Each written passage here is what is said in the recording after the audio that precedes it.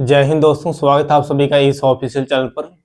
इस वीडियो में हम टेंस के अंतर्गत सभी टेंस के पहचान, हेल्पिंग वर्ब और मेन वर्ब के बारे में जानेंगे। दोस्तों, इससे क्या होगा कि आप किसी सेंटेंस को आप जब ट्रांसलेट करेंगे तो वहाँ पे हेल्प करेगा। तो आइए शुरू करते हैं। तो दोस्तों, जो प्रेजेंट टेंस है इसमें हम सबसे पहले जानेंगे प्रेजेंट इंडेफिनिट टेंस की पहचान, कि इस टेंस की पहचान होती क्या है। तो प्रेजेंट इंडेफिनिट टेंस की जो पहचान बनती है, इसमें वाक्य के अंत में लिखा रहेगा ता है, ती है, ते हैं, ता हूं। ठीक है। तो जो प्रेजेंट इंडेफिनिट टेंस है इसकी पहचान क्या बनती है कि वाक्य के अंत में लिखा रहेगा ता है, ती है, ते हैं, ता हूं आदि शब्द आएगा। अब इसमें हम देखते हैं दोस्तों, इसमें हेल्पिंग वर्ब क्या लगता है। तो इसमें जो हेल्पिंग वर्ब लगता है, इसमें दो हेल्पिंग वर्ब लगते हैं। पहला डू है और दूसरा डज है।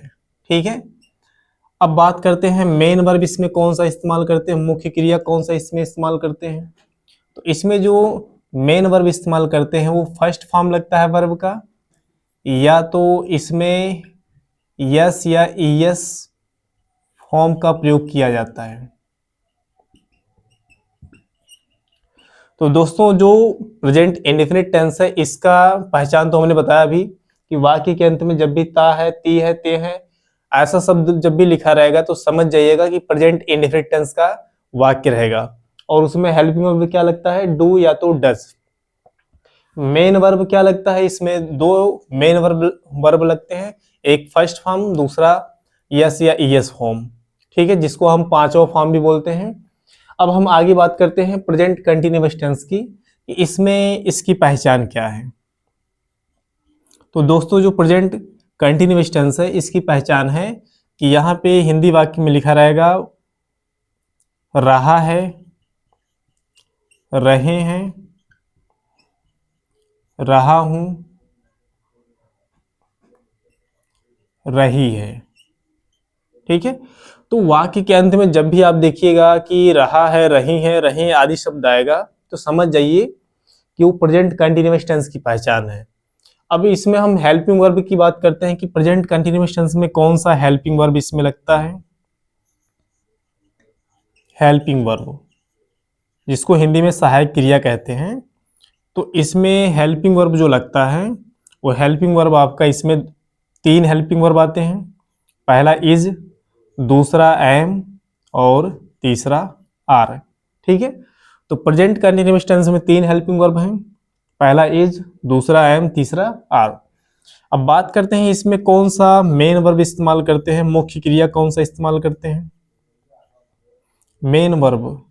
तो दोस्तों, इसमें जो मेन वर्ब मुख्य क्रिया इस्तेमाल करते हैं वो फर्स्ट फॉर्म प्लस आईएनजी, यानी कि आईएनजी फॉर्म का प्रयोग किया जाता है।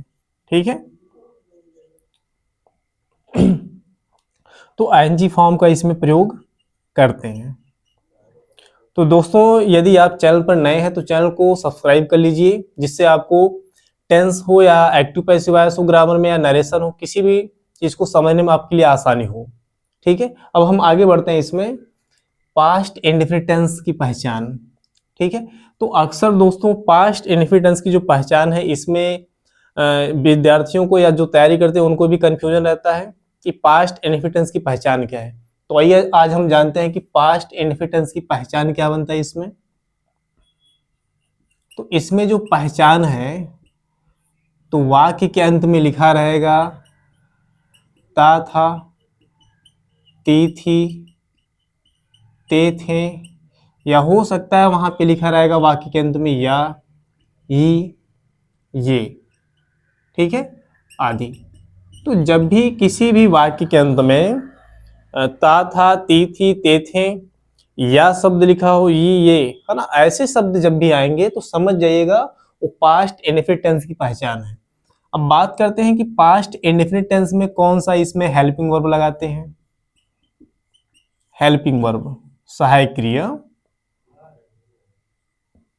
तो इसमें जो हेल्पिंग वर्ब लगता है वो केवल और केवल एक ही हेल्पिंग वर्ब इसमें है, डिड। ठीक है। अब बात करते हैं अगला, इसमें मेन वर्ब कौन सा इस्तेमाल किया जाता है। तो मेन वर्ब जो इसमें इस्तेमाल करते हैं वर्ब का सेकेंड फॉर्म इस्तेमाल करते हैं। ठीक है, वर्ब सेकेंड फॉर्म।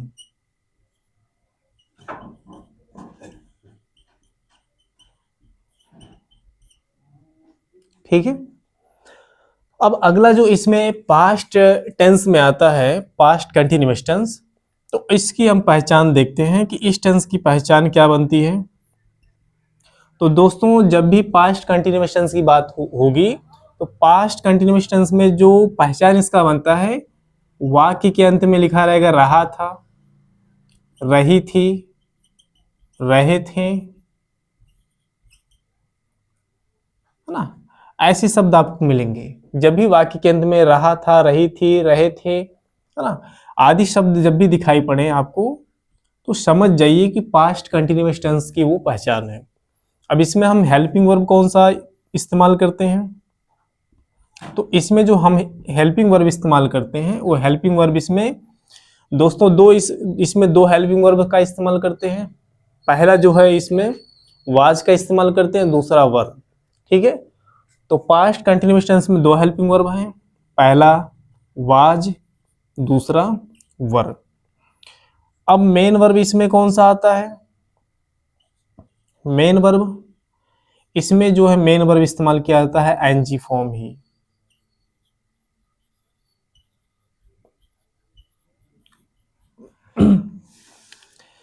अब हम इसमें देखते हैं फ्यूचर टेंस में, फ्यूचर इंडेफिनिट टेंस की पहचान क्या होगी।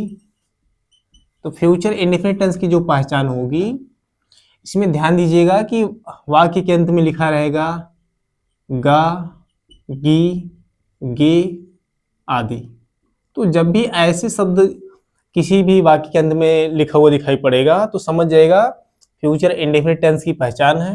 और फ्यूचर इंडेफिनिट टेंस में जो हेल्पिंग वर्ब हम इस्तेमाल करते हैं, इसमें दो हेल्पिंग वर्ब हैं, एक विल है और दूसरा शैल है। और मेन वर्ब इसमें कौन सा इस्तेमाल किया जाता है, तो मेन वर्ब इसमें जो इस्तेमाल करते हैं फर्स्ट फॉर्म, वर्ब का फर्स्ट फॉर्म हम इस्तेमाल करते हैं।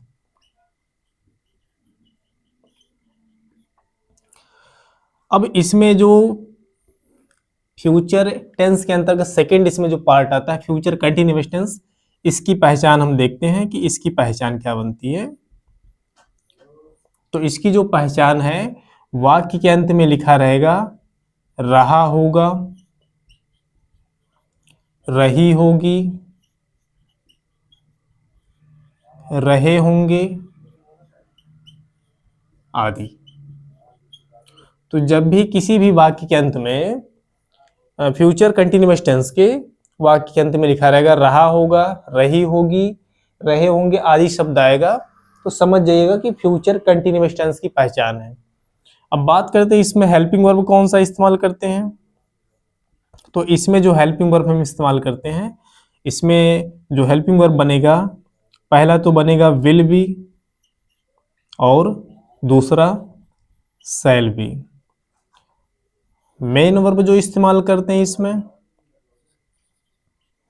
इसमें मेन वर्ब जो इस्तेमाल करते हैं हम, वो होगा आपका आईएनजी फॉर्म।